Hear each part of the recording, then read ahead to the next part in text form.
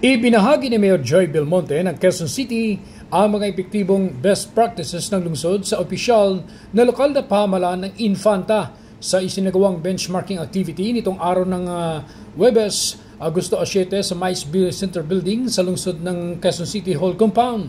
Pinangunahan ni Mayor Eli Ruanto ng Infanta kasama ang mga miyembro ng Sangguniang Bayan ang pagbisita sa Quezon City upang makapulot ng mga kaalaman, ideya at karanasan ukol sa mahusay na pamamahala.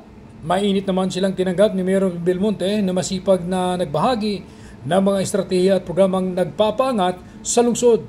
Ayon kay Mayor Belmonte, umakyat na sa mahigit 40 billion pesos ang kita ng Quezon City ngayong taon mula sa dating 27 billion pesos noong 2023. Iniugnay niya ito sa people's participation, transparency at pagbibigay halaga sa bawat sektor ng lipunan.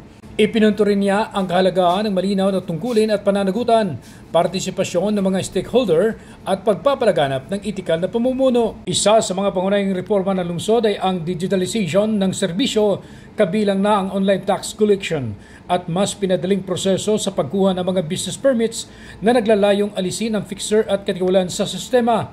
Bukod dito, binigyan diin ni Belmonte ang pagsiservisyo sa mga matagal ng kawani ng City Hall sa pamamagitan ng regularisasyon na napapataas nito ang antas ng kanilang kabuhayan. Malaking bahagi rin ng tagumpay ng lungsod, ayon kay Belmonte, ay ang pinalakas na People's Council at ang Transparency Program na naging susi sa pagbawas ng alinlangan ng publiko at pagpapataas ng kumpiyansa sa pamahalaan.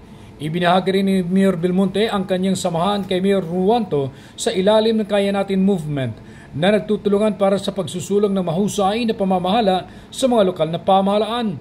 Nagpaabot naman ng taus-pusong pasasalamat si Mayor Eli Ruanto sa Quezon City Government sa mabilis na pagtugon sa kanilang request na maging bahagi ng kanilang executive and legislative agenda. Ayon sa kanya, malaki ang naitulong na aktibidad sa pagpapalawak ng kanilang kaalaman at tiyak na magdudulot ng pag-unlad sa bayan ng Infanta. Sinabi pa ni Ruanto na mangarap ng malaki at walang imposible para sa bayan ng Infanta, basta't determinado at porsigido ang bawat isa.